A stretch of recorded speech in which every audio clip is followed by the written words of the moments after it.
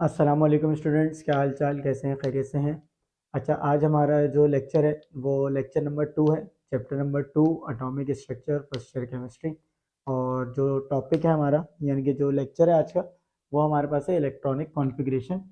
Principal quantum number के बाद जो सेकंड टॉपिक है इस चैप्टर में जो समझने वाले हैं और इम्पॉर्टेंट टॉपिक है। इसमें से आपके पास एक सवाल शॉर्ट में दिख रहा होता है आपको, और उसमें आपसे एक तो कुछ चीज़ें पूछता है, वो हम पढ़ेंगे आगे।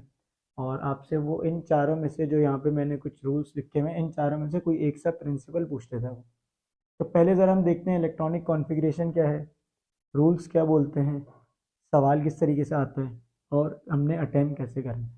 ठीक है, इस वीडियो में हम कोशिश करेंगे थोड़ा तेज़ तेज़ करें, और एंड में मैं आपको एक या दो, या हो सकता है तीन, अगर वीडियो की ड्यूरेशन कंट्रोल में रही, तो हम दो तीन क्वेश्चंस पास्ट पेपर के सॉल्व करेंगे, या पास्ट पेपर से मिलते जुलते सवाल सॉल्व करेंगे। तो अगर आपको ये चीज़ आती है, ये चीज़ आपने पढ़ी हुई है, आप इसको रिवाइज कर रहे हैं, तो आप इसको 2x की स्पीड पे देखें ताकि आपका टाइम बचे।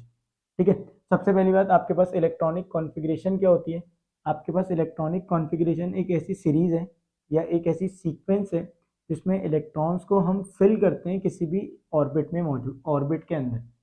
यानी कि आपके पास क्या है, किसी भी एटम में अगर इलेक्ट्रॉन्स फेल होंगे तो वो किसी एक स्पेसिफिक पैटर्न के मुताबिक फेल होंगे, और उस स्पेसिफिक पैटर्न को हम नाम देते हैं इलेक्ट्रॉनिक कॉन्फ़िगरेशन।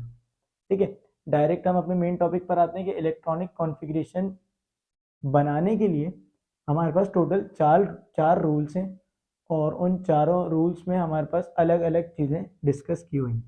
तो सबसे पहला रूल देख लें आपके पास क्या है। सबसे पहला रूल हमारे पास क्या है, यहाँ पे मैं यहाँ पे लिख लेता हूँ, वहाँ पे वैसे लिखा हुआ है लेकिन कोई बात नहीं। आपके पास सबसे पहला रूल है पॉलीज एक्सक्लूजन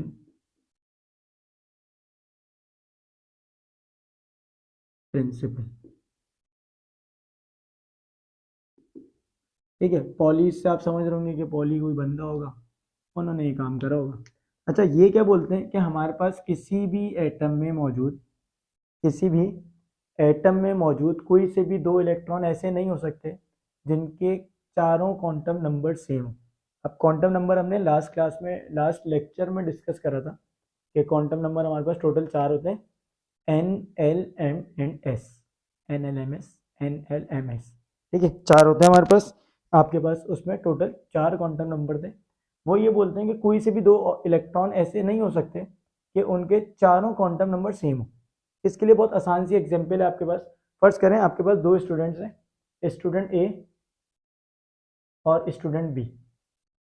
ठीक है, तो अगर मैं आपसे पूछूं कि क्या ऐसा पॉसिबल है कि स्टूडेंट ए और स्टूडेंट बी, यानी कि दो स्टूडेंट्स हैं, क्या ये दोनों फर्स्ट ईयर के स्टूडेंट्स हो सकते हैं एक ही वक्त में, कि ये भी फर्स्ट ईयर में हो, ये भी फर्स्ट ईयर में हो?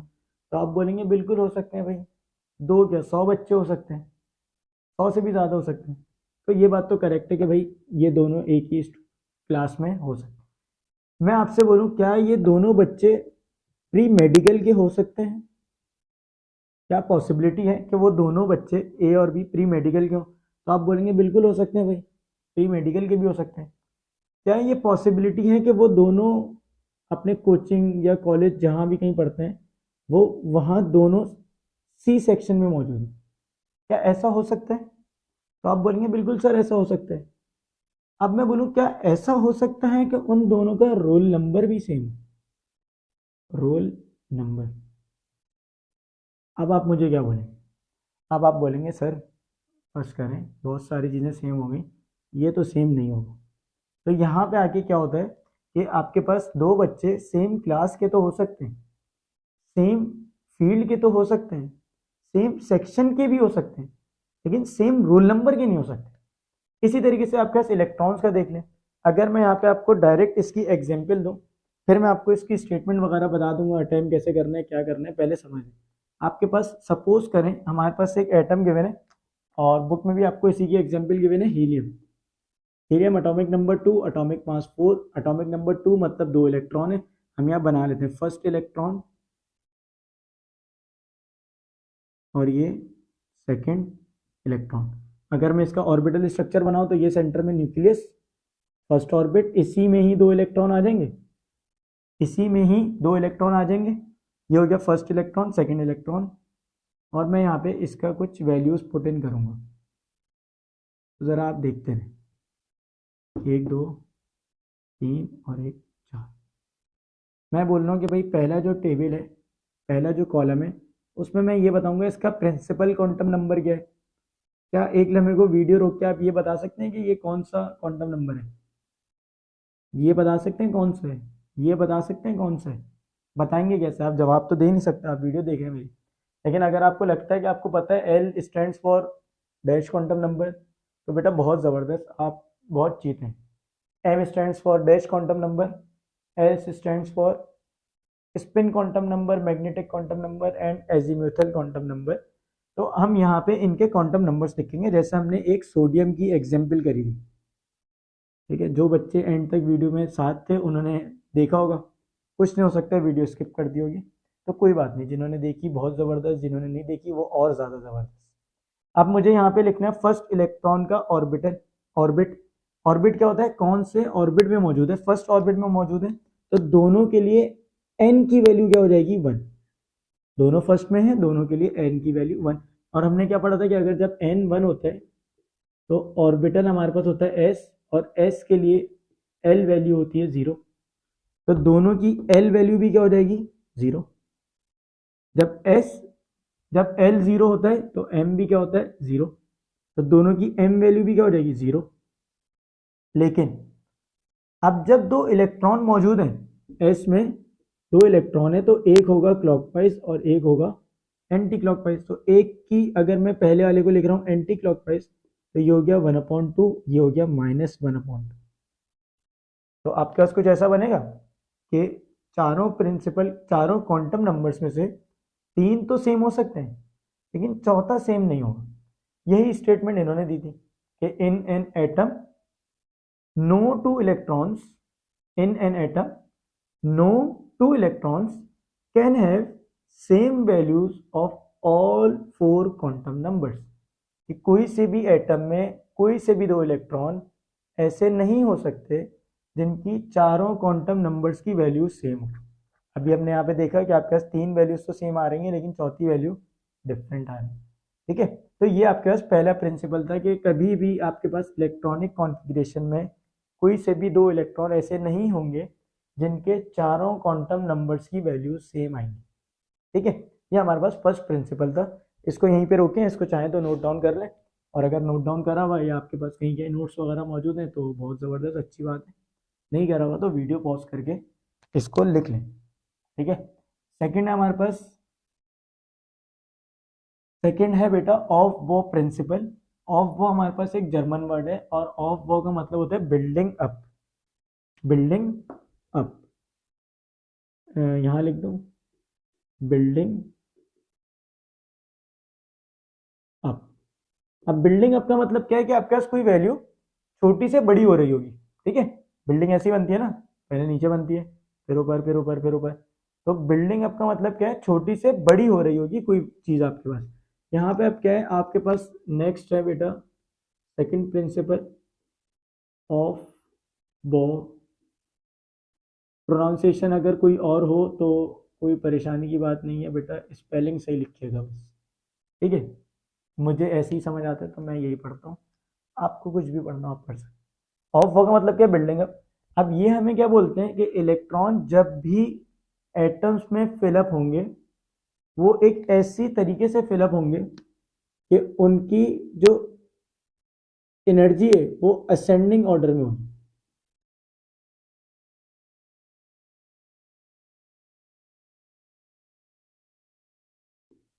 यानी कि फर्ज करें आपके पास कोई इलेक्ट्रॉन फिलअप हो रहा है, उसको 4-5 जगह मिल रही है कि वो यहाँ भी जा सकता है, यहाँ भी, यहाँ भी, यहाँ भी। तो वो एक ऐसी जगह पे जाएगा जहाँ से सबसे कम एनर्जी है। मतलब इलेक्ट्रॉन भरना शुरू होंगे तो इलेक्ट्रॉन्स असेंडिंग ऑर्डर में भरेंगे। ठीक है, इलेक्ट्रॉन्स अगर भरना शुरू होंगे तो इलेक्ट्रॉन्स आपके पास असेंडिंग ऑर्डर में भरना शुरू होंगे। इस तरीके से आपके पास वर्किंग होगी। ठीक है, तो आपके पास ये क्या बोलते हैं कि आपके पास जो इलेक्ट्रॉन्स हैं वो एक असेंडिंग ऑर्डर में भरेंगे।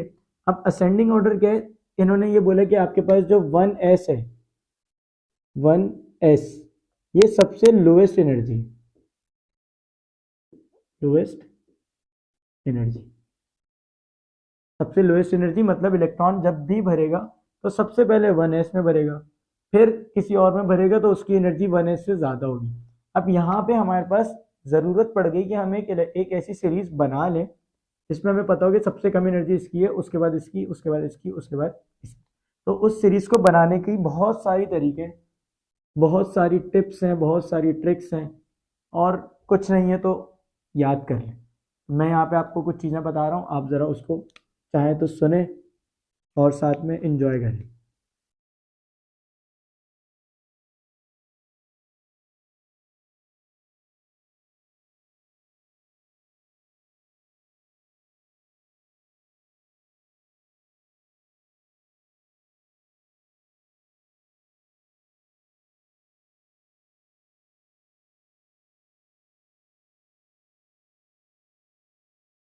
यहाँ पे मैंने कुछ चीज़ें लिखी हैं, अब आपको कुछ याद आ रहा होगा, एस, पी, डी और एफ क्वांटम नंबर्स में हम पढ़ के आ रहे हैं, लेकिन यहाँ पे ये एस, पी, डी, एफ तो वही चीज़ें हैं, लेकिन याद करने के लिए हम यहाँ पे क्या बोल रहे हैं कि एस स्टैंड्स फॉर स्कूल,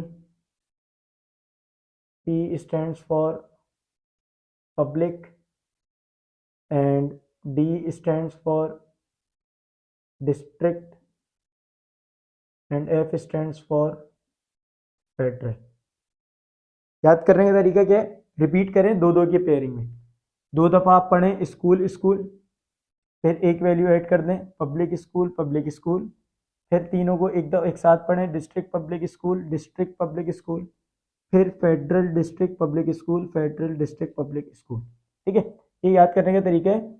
अब बनती क्या है, आपके पास जो एस है, एस सबसे लोएस्ट होता है, तो एस के पीछे कोफिशिएंट आप लगाएं, 1 से स्टार्ट करें, 1 2 3 4 5 6 7 8। एस की नंबरिंग कहाँ से स्टार्ट होगी, 1 से। पी की नंबरिंग स्टार्ट होगी 2 से, 2 3 4 5 6। ठीक है, पी की नंबरिंग स्टार्ट कहाँ से होगी, 2 से।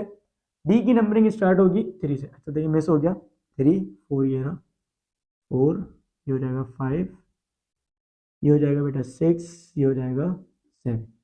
अच्छा डी की नंबरिंग कहाँ से स्टार्ट होगी, 4 3 से, क्योंकि एस की 1 से, पी की 2 से, डी की 3 से, तो ये हो गया 3 4 5 6। पी की कहाँ से, एफ की कहाँ से स्टार्ट होगी, 3, और फिर ये 4 से, 4 और ये 5। ठीक है, ये आपके पास बन गई इलेक्ट्रॉनिक कॉन्फ़िगरेशन। क्या होती है, 1s2 2s2 2p6 3s2 3p6 4s2 3d10 4p6 5s2 3d 4d10 5p6 and so on. अब आपने अगर ध्यान से सुना होगा तो मैं कुछ वर्ड पढ़ूंगा, 1s2 2s2, ये क्या चीज़ है, ये क्या है, आपके पास किसी भी ऑर्बिटल में नंबर ऑफ इलेक्ट्रॉन्स निकालने का फॉर्मूला था 2 × 2l+1, मतलब number of electrons in any orbital is 2 × 2l+1। यहाँ करवा देता हूँ, 2 × 2l+1। अब अगर मैं बोलूँ s के लिए फाइंड आउट करें, तो s के लिए l की वैल्यू क्या होती है, s के लिए l की वैल्यू, आप क्वांटम नंबर पढ़ के आ रहे हैं, s के लिए l की वैल्यू होती है बेटा 1, तो ये हो जाएगा 2 × 1+1, 2, यहाँ से क्या निकलेगा, 2 × 1 = 2, 2+1।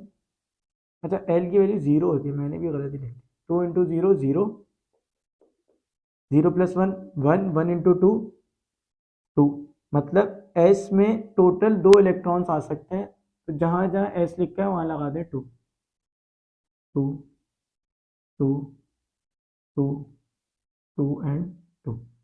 अब इसी तरह अगर मैं वर्किंग करूँ उसके लिए, पी के लिए, पी में कितने आ सकते हैं, तो ये हो जाएगा 2 2 × 1+1, 2 × 1 2, 2+1 3, ये पूरा आ गया 3, 3 × 2 6 आएगा, यानी कि 6 इलेक्ट्रॉन आ सकते हैं आपके पास पी में। तो जहाँ जहाँ पी है वहाँ क्या लिख दूंगा मैं, 6 6 6 6 6 6, 1 2 3 4 5 6, एक मिस हो गया कहीं, नहीं पूरे, चलें ज़बरदस्त। जहाँ डी है वहाँ क्या होगा, 2 टू एल की वैल्यू 2+1, 2 × 2l+1, एल की वैल्यू डी के लिए होती है 2, तो मैंने यहाँ 2 पुट कर दिया। 2 to the 4, 4+1 5, 5 multiply by 2 is 10 electron. इस पूरे ब्रैकेट की वैल्यू आएगी 5। ठीक है, तो डी में कितने इलेक्ट्रॉन आ रहे हैं? 10, 10, 10 और 10। मैं एफ की डायरेक्ट वैल्यू लिख रहा हूँ, लेकिन आप फॉर्मूला में पुट करके वैल्यू फाइंड आउट करिएगा कि एफ के लिए एल की जगह पे आप 3 पुट करेंगे तो आपके पास आंसर कुछ ऐसा आएगा 14। आंसर कुछ ऐसा आएगा 14। ठीक है, ये आपके पास इलेक्ट्रॉनिक कॉन्फ़िगरेशन बनती है। और यही आपके पास ऑफ बॉगी सीरीज भी है कि असेंडिंग ऑर्डर में एनर्जी फिलअप होगी, असेंडिंग ऑर्डर में इलेक्ट्रॉन फिलअप होंगे, एनर्जी नहीं होगा, सॉरी, इलेक्ट्रॉन्स फिल होंगे। यानी कि इलेक्ट्रॉन आएगा तो सबसे पहले इधर, फिर इधर, फिर इधर, फिर इधर, और इस तरीके से फिलिंग होगी। ठीक है, ये हमारे पास of the next n+l same same है, कोई इतना एज सच फर्क नहीं है, तो मैं इसको मिटा नहीं रहा। यहाँ पे क्या बोलते हैं वो, उन्होंने ये बता दिया कि आपके पास इलेक्ट्रॉन्स में एनर्जी ऐसे भरेगी। नेक्स्ट हमारे पास है n+l। अब n+l हमें क्या बोलता है? n+l वैल्यू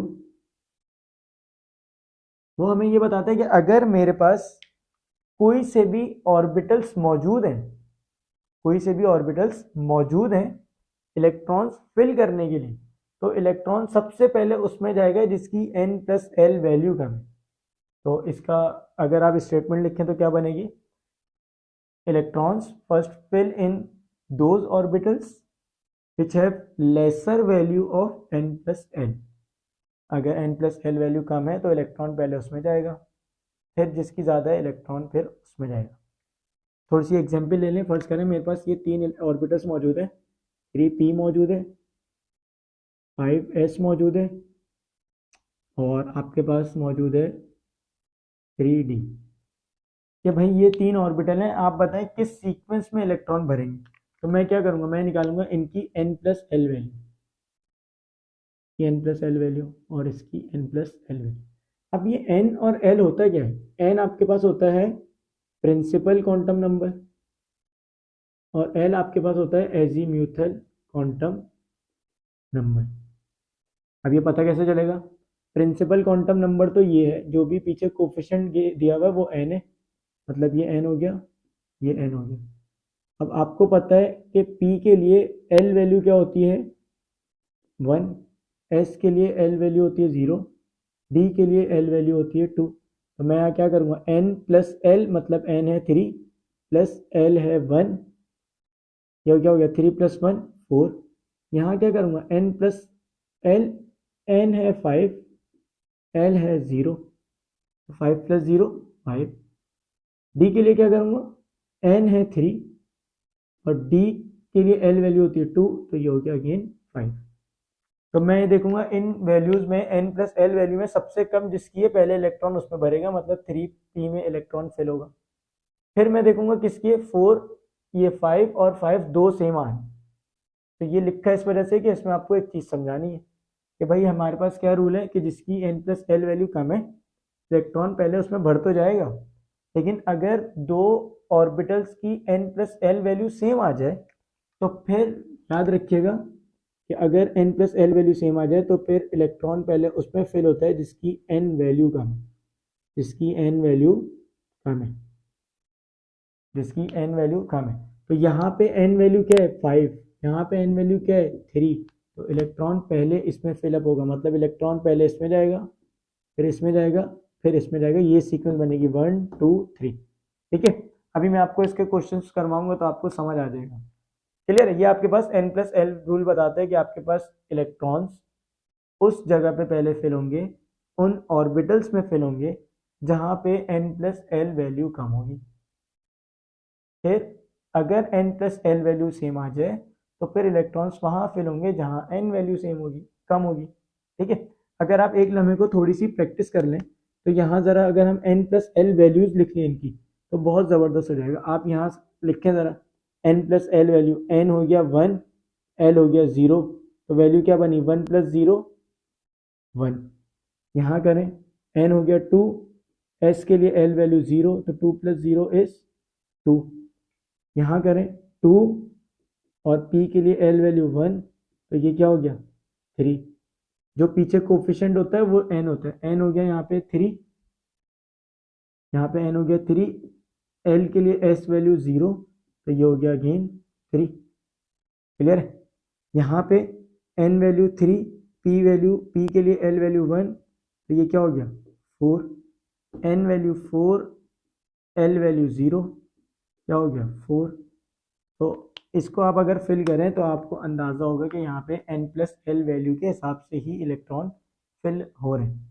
यहाँ पे n प्लस एल वैल्यू 1, यहाँ पे 2 3 बढ़ रही है, 1 2 3 3 4 4, यहाँ 5 आएगी, फिर 5 आएगी, फिर 5 आएगी। तो आपके पास n प्लस एल वैल्यू बढ़ रही है, सबसे कम 1, फिर आगे आगे बढ़ती जा रही है। और जहाँ पे n plus L value same आ रही है वहाँ पे पहले इलेक्ट्रॉन किस में फिल हुआ है जिसकी n वैल्यू छोटी है। ठीक है, क्लियर है, समझ आता है।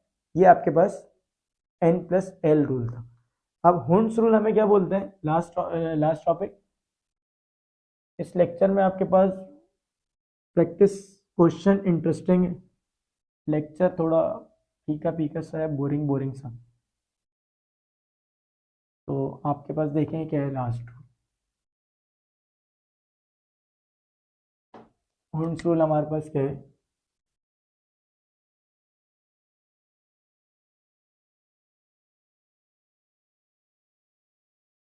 अभी तक हमने जितनी बात करी वो हमने डायरेक्ट बात करी ऑर्बिटल्स की, डीजेनरेटेड ऑर्बिटल्स की बात नहीं करी। मतलब हमने पी एक्स की बात नहीं करी, पी वाई की बात नहीं करी, पी जेड की बात नहीं करी। वो सारी बातें कौन करता है, वो सारी बातें करते हैं हुंड्स रूल। हुंड्स रूल में हमारे पास क्या बोलते हैं कि इलेक्ट्रॉन इस तरीके से ऑक्यूपाई होंगे या इस तरीके से भरे जाएंगे कि मैक्सिमम हाफ फिल्ड ऑर्बिटल्स मिल जाएं। क्या मिल जाए, electrons occupy such that the maximum half filled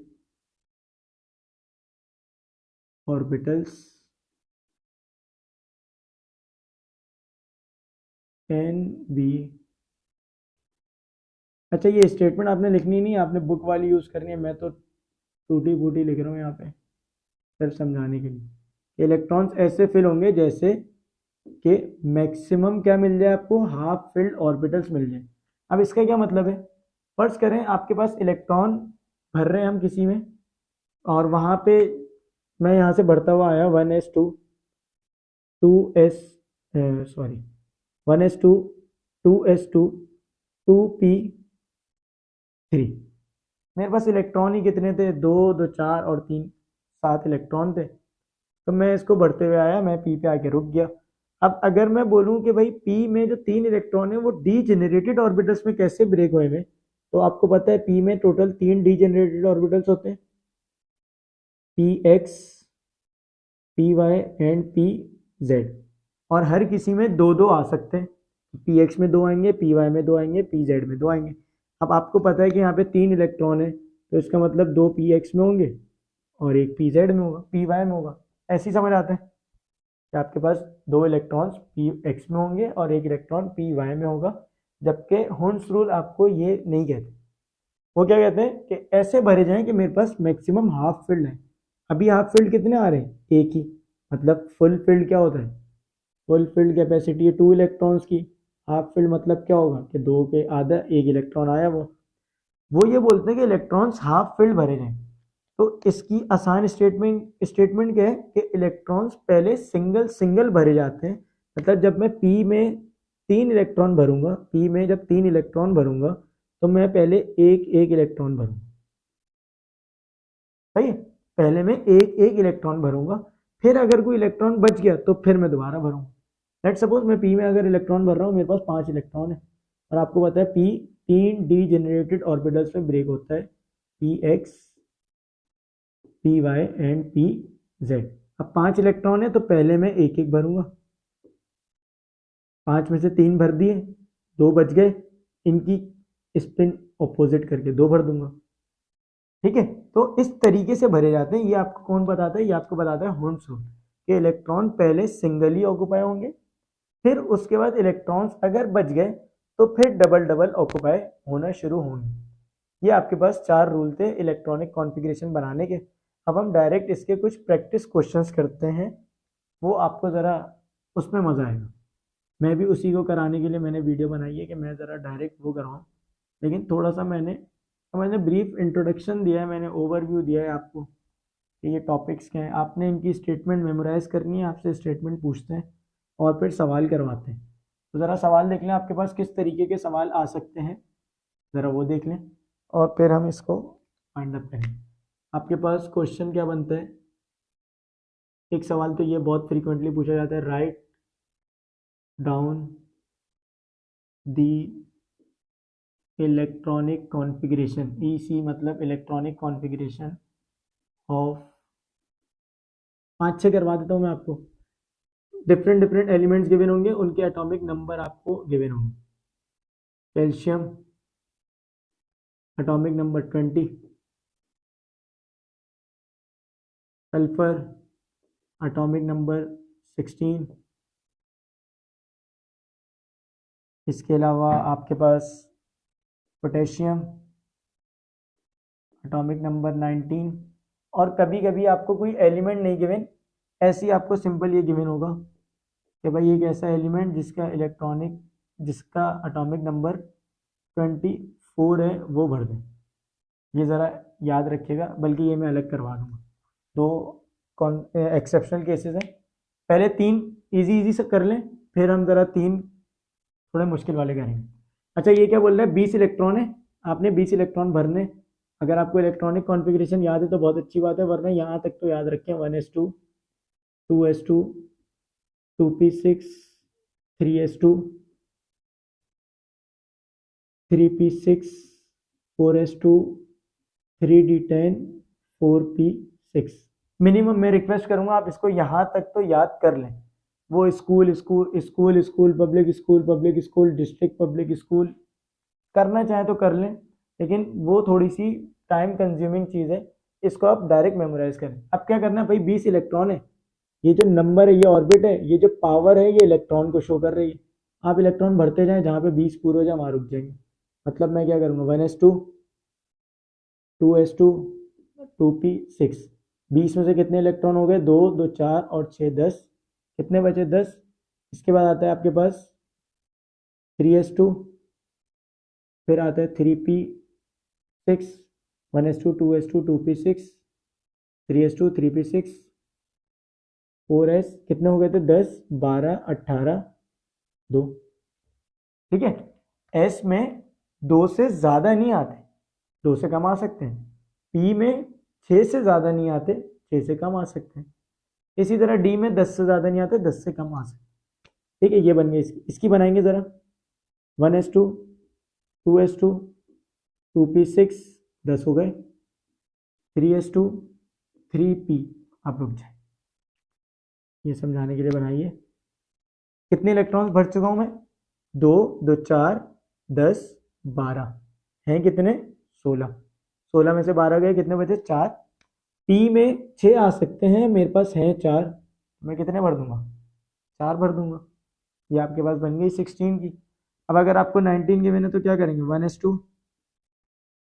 2s2 2p6 3s2 3p6, कितने हो गए, 2 2 4 2 6 2 2 4 6 10 12 18। अब क्या आएगा, 1s2 2s2 2p6 3s2 3p6 4s। S में 2 आ सकते हैं, लेकिन मौजूद कितने हैं, 1 इलेक्ट्रॉन मौजूद है, तो मैं 1 इलेक्ट्रॉन भर दूंगा और 19 पूरे हो जाएंगे। ठीक है, अब देखें आपके पास यहाँ पे कुछ एक्सेप्शनल केसेस हैं, कुछ हम आइंस की देख लेते हैं।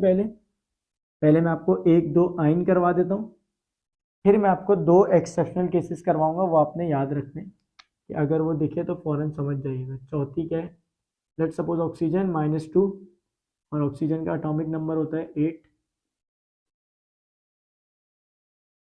Sodium +1 atomic number 11। बस ये 2 ही देख लें, 2 में समझ आ रहा है। अब देखें यहाँ पे आपको थोड़ी सी बहुत बेसिक चीज पता होनी चाहिए कि जब भी आपके पास नेगेटिव चार्ज हो, तो नेगेटिव चार्ज का मतलब क्या होता है, इलेक्ट्रॉन गेन करे उसने, और कितने गेन करें, 2। Z आपको ये शो कर रहा है कि ऑक्सीजन का न्यूट्रल स्टेट में एटॉमिक नंबर होता है 8, और न्यूट्रल कंडीशन में जो एटॉमिक नंबर होता है वही नंबर ऑफ इलेक्ट्रॉन्स बता रहा होता है। ठीक है, अगर ऑक्सीजन न्यूट्रल होता तो उसके पास 8 इलेक्ट्रॉन होते, लेकिन अभी ये न्यूट्रल नहीं है, ये आयन बना हुआ है और ये एनाइन बना हुआ है। एनाइन मतलब नेगेटिव चार्ज है, नेगेटिव का मतलब इलेक्ट्रॉन गेन करें, तो 8 तो पहले से मौजूद थे, 2 उसने गेन कर लिए, तो टोटल कितने हो गए उसके पास, 8 पहले से मौजूद थे, 2 उसने गेन कर लिए, टोटल कितने हो गए बेटा, 10 इलेक्ट्रॉन हो गए। तो आपने 10 इलेक्ट्रॉन्स की इलेक्ट्रॉनिक कॉन्फ़िगरेशन बनानी है, 1s2 2s2 2p6। ठीक है, ये समझाने वाली बात थी कि अगर नेगेटिव आएगा तो Z में वो नंबर ऐड हो जाएगा, आसान सा, नेगेटिव हो तो Z में ऐड कर दें, पॉजिटिव हो तो Z से माइनस कर दें। तो यहाँ पे 11 है, प्लस का मतलब इलेक्ट्रॉन चला गया, कितने चले गए, एक इलेक्ट्रॉन चला गया, तो 11 में से एक चला गया, बचे 10, दोबारा से 10 की बना दें, 2p6। अब ये करवाने का मकसद क्या था कि आपको पहली बात ये बताया जाए कि जब आयन आएगा तो क्या करना है। अब देखें, इसकी इलेक्ट्रॉनिक कॉन्फ़िगरेशन और इसकी इलेक्ट्रॉनिक कॉन्फ़िगरेशन सेम है, तो कोई से भी वो दो आइंस जिनकी इलेक्ट्रॉनिक कॉन्फ़िगरेशन सेम होती है उनको नाम दिया जाता है, क्या दिया जाता है, आइसो इलेक्ट्रॉनिक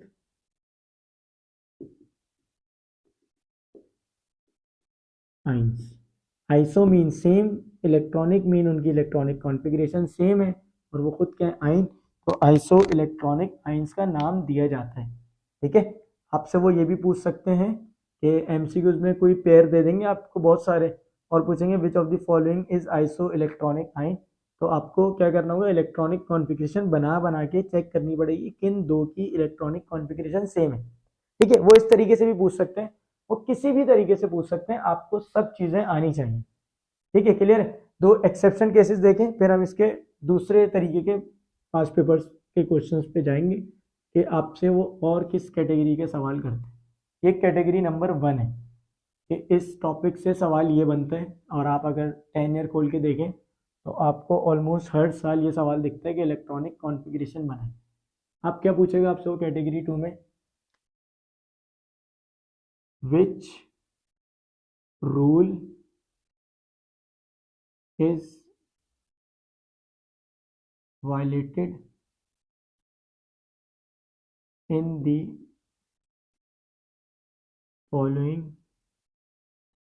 electronic configuration, कि आपको उन्होंने कुछ इलेक्ट्रॉनिक कॉन्फ़िगरेशन दे देंगे वो, और वो गलत होंगी, वो पूछ रहे हैं इनमें से बताएं कौन सा रूल वायलेट हो रहा है। ठीक है, इनमें से बताएं कौन सा रूल वायलेट हो रहा है। क्लियर है कि आपके पास इनमें से कौन सा रूल वायलेट हो रहा है। तो लेट सपोज आपके पास बेटा पहली गिवन है, पहली गिवन है 1s2 2s2 2p6 3s1 3p6। दूसरी गिवन है आपके पास 1s2 2s2 2p6 3s2 3p6, उसके बाद फिर क्या है 3p6 4s2 4p6 3d 3d8। ठीक है, अच्छा दो एक्सेप्शन केसेस रह गए उसके, पहले मैं आपको आगे करवाता हूँ, बड़ी माजरत। अच्छा देखिए यहाँ पे आपके पास क्या है, आपको ये दो इलेक्ट्रॉनिक कॉन्फ़िगरेशन गिवन है, आपको वो पूछने बताएं कौन सा रूल वायलेट हो रहा है। तो आपने क्या करना है, आपने पढ़ना शुरू करना है कि भाई आपको यहाँ तक तो याद होगी ना, आपने देखना है यहाँ तक सेम आ रहा है या नहीं। अब देखें अगर आप इस जगह पे थोड़ा सा ऑब्जर्व करें तो यहाँ पे लिखा हुआ है 3s1 3s1, उसके बाद 3p में इलेक्ट्रॉन चला गया, तो इलेक्ट्रॉन उस वक्त जाएगा जब ये फुल हो चुका होगा, तो यहाँ पे n+l रूल वायलेट हो रहा है। मतलब इसमें जब इलेक्ट्रॉन गया होगा, पहला इलेक्ट्रॉन जब गया होगा, उसके पास यहाँ पे इलेक्ट्रॉन जाने की जगह मौजूद थी, तो अगर मैं 3s की n+l वैल्यू निकालूँ, n+l वैल्यू 3s की निकालूँ, तो n क्या होगा 3s के लिए 3, l क्या होगा 3s के लिए, s के लिए l क्या होता है 0, तो ये हो जाएगी 3। यहाँ की अगर मैं n+l वैल्यू निकालूँ तो क्या बनेगी 3+1, क्योंकि 3 हो गया n, l होता है p का 1, तो ये हो गई 4। तो इलेक्ट्रॉन पहले वहां जाता है जहाँ पे n+l वैल्यू कम होती है, यही बोला था इसने कि n+l वैल्यू कम होगी तो इलेक्ट्रॉन पहले वहां फिल होगा, फिर अगर जगह नहीं होगी तो आगे जाएगा। तो जब यहाँ पे इलेक्ट्रॉन को फिल होने की जगह मौजूद थी, एक इलेक्ट्रॉन यहाँ फिल हो सकता था, वो यहाँ फिल होता और फिर आगे जाता, तो यहाँ पे आप क्या लिख देंगे, n+l rule is violated, n+l rule is violated. अच्छा, आपको सिर्फ ये बता देना है कि कौन सा रूल वायलेट हुआ, ठीक है। अब अगर वो इसी सवाल में अटैच भी कर दें, which of the following rule is violated and write down the corrected electronic configuration, एक करेक्टेड क्या होगी तो वो जरा देख लें। करेक्टेड क्या होगी, 1s2 2s2 2p6 3s, इस पांच में से एक इलेक्ट्रॉन वापसी यहाँ आएगा, तो यहाँ बचेंगे पांच, कि भाई ये जो 6 इलेक्ट्रॉन यहाँ पहुंच गए उनमें से एक इलेक्ट्रॉन यहाँ आ सकता है, तो ये एक इलेक्ट्रॉन यहाँ आ जाएगा, पांच यहाँ आ जाएंगे, ये हो गई करेक्टेड। अब क्या है, यहाँ पे आपको गिवन है वही दोबारा कि आपको 4p6 तक याद होगा, तो आप डायरेक्ट यहाँ पे देखें, यहाँ पे आगे पीछे हुआ कि इलेक्ट्रॉन पहले 4p में भर गए, फिर भरे 3d में, तो ज़रा आप 4p की n+l वैल्यू निकालें। n+l वैल्यू क्या निकलेगी 4p के लिए, n वैल्यू 4, p वैल्यू 1, तो ये हो गई 4 + 1 इज 5। 3d के लिए मैं n+l वैल्यू निकालूं तो क्या निकलेगी 3, d के लिए l वैल्यू क्या होती है 2, अगेन 5। भाई ये भी सेम है, ये भी सेम है, फिर क्या मसला है, हमने क्या पढ़ा था इसमें कि अगर n+l वैल्यू सेम आ जाए तो फिर आप उस ऑर्बिटल में इलेक्ट्रॉन भरेंगे जिसकी n वैल्यू कम होगी। तो यहाँ पे आपके पास 5 है, यहाँ पे भी 5 है, लेकिन n वैल्यू यहाँ पे 3 है और n वैल्यू यहाँ पे 4 है, तो किस में कम है, यानी कि n किसकी छोटी है, 3d की छोटी है, मतलब पहले इलेक्ट्रॉन यहाँ भरे जाएंगे और फिर इलेक्ट्रॉन वहाँ जाएंगे। तो ये आपके पास अगेन रूल कौन सा वायलेट हो रहा है, n+l रूल वायलेट हो रहा है, ठीक है, n+l रूल वायलेट हो रहा है। और एक बात याद रखिएगा, आपके पास जहाँ पे n+l रूल वायलेट हो रहा होता है वहाँ पे ऑफ बॉ प्रिंसिपल भी वायलेट हो रहा होता है, 99% केसेस में सेम होता है, क्योंकि ये क्या बोलता है कि इलेक्ट्रॉनिक कॉन्फ़िगरेशन के मुताबिक बने, ये उसी को जस्टिफाई कर रहा होता है कि इलेक्ट्रॉनिक कॉन्फ़िगरेशन n+l रूल के मुताबिक ही बनी हुई है। तो जहाँ n+l रूल वायलेट होगा वहाँ पे ऑफ बॉ प्रिंसिपल भी वायलेट होगा, तो आप n+l रूल के साथ ऑफ बॉ भी लिख दें, दोनों लिख दें, ठीक है। अब इसकी करेक्टेड क्या बनेगी, करेक्टेड बनेगी आपके पास 1s2 2s2 2p6 3s2 3p6 4s2 3d10, d में 10 आ जाएंगे, फिर p में बचेंगे 4, ये आपके पास करेक्टेड बनी, ठीक है, क्लियर। इस तरीके के कुछ सवाल आपसे पूछते हैं, अगर आपको इसमें कोई मसला है फर्दर, मैं रिकमेंड कर रहा हूँ कि आप 10 ईयर के जो भी क्वेश्चंस हैं वो सॉल्व करें, और अगर आपको कोई मसला आए तो आप बिल्कुल feel very very much free to ask. पूछना कैसे है, डिस्क्रिप्शन में आपको गिवन होगा कि पूछना कैसे है आपने। खैर मैं लास्ट आपको 2 एक्सेप्शनल केसेस करवा देता हूँ इलेक्ट्रॉनिक कॉन्फ़िगरेशन लिखने के, कि हमने क्या पढ़ा था कि right electronic configuration of the following, category 1 के 2 सवाल रह गए थे, कि आपके पास Z गिवन है बेटा 24 और Z गिवन है आपको 29। अच्छा, एक दो चीज़ें बताऊंगा, उसमें ज़रा डिटेल में लेक्चर है, लेकिन फ़िलहाल आप उसको मेमोराइज़ कर लें। अभी इलेक्ट्रॉनिक कॉन्फ़िगरेशन भरना शुरू करें, 1s2 2s2 2p6 3s2 3p6 4s2 3d, कितने हो गए, 2 2 4 2 2 2 4 6 10 12 18 20 24 है, तो ये हो गया 4, ऐसा ही है। लेकिन आप ये याद रखिएगा डी ऑर्बिटल में कभी भी 4 इलेक्ट्रॉन या 9 इलेक्ट्रॉन नहीं आते, कभी भी 4 या 9 इलेक्ट्रॉन नहीं आते। अब इसको एडजस्ट करने के लिए क्या होता है कि हमेशा एस में से एक इलेक्ट्रॉन जंप करता है और इसमें आ जाता है। आपने ये बनाई, फिर आपने ये बनाई 1s2 2s2 2p6 3s2 3p6 4s1, एक इलेक्ट्रॉन यहाँ से उठ के यहाँ चला गया, ये हो गया 3d5। ये बनाने के बाद आपने करना क्या है, आपने बस इसके आगे लिख देना है यहाँ पे ये अनस्टेबल है और ये आपके पास स्टेबल है। ठीक है, ये चीज़ें लिख देनी है यहाँ पे कि वो अनस्टेबल है, इसीलिए एक इलेक्ट्रॉन जंप करके आगे आगे। अब हमने क्या पढ़ा कि डी में 4 और 9 नहीं आते, तो ज़रा देखें 1s2, 2s2, 2p6, 3s2, 3p6, 4s2, 3d, 2, 4, 10, 12, 18, 20, 9। जबकि डी में 9 और 4 नहीं आते, तो अब क्या होगा, एक इलेक्ट्रॉन यहाँ से जंप करेगा, इधर आ जाएगा, क्या बना लेगा, 1s2, 2s2, 2p6, 3s2, 3p6, 4s1, 3d, 10। क्या करेंगे भाई अब आप आगे वही लिखेंगे कि ये आपके पास अनस्टेबल है, ये आपके पास स्टेबल है। ठीक है, क्लियर है। तो बेटा ये हमारे पास लेक्चर नंबर 2 था एटॉमिक स्ट्रक्चर का। इसके अलावा एटॉमिक स्ट्रक्चर में फिलहाल कोई लेक्चर आने का कोई इरादा नहीं है, लेकिन अगर फिर भी आपको किसी लेक्चर में मसला हो तो आप उसको बता सकते हैं। और नेक्स्ट लेक्चर हम होपफुली चैप्टर नंबर 3 का करेंगे। अगर हमारे पास चैप्टर नंबर 3 का लेक्चर आ जाते हैं तो बहुत अच्छी बात है, वरना मेरे पास जो स्केड्यूल थी वीडियोस वो ये था कि हम पहले कुछ न्यूमेरिकल्स करेंगे, मतलब स्टोशियोमेट्री करें, balancing equation by ion electron method करें हम। लेकिन बहुत सारे लेक्चर्स थे जो मैंने सोचे हुए थे, लेकिन बच्चों ने कहा कि आप पहले ये काम करवा दें, तो हमने पहले ये काम स्टार्ट कर दिया। अब थ्योरी में हमारे पास नेक्स्ट चैप्टर नंबर 3, उसके बाद अगर थ्योरी का कुछ आया तो सबसे पहले आएगा आपके पास, जबकि ये लाजमी है, ये मैं टॉपिक डालूंगा, ये मेरे पास स्केड्यूल हुआ है। उसमें क्या है, derivation of real and ideal gas. उसमें जो pressure volume work, pressure volume correction जो था वो हम करें।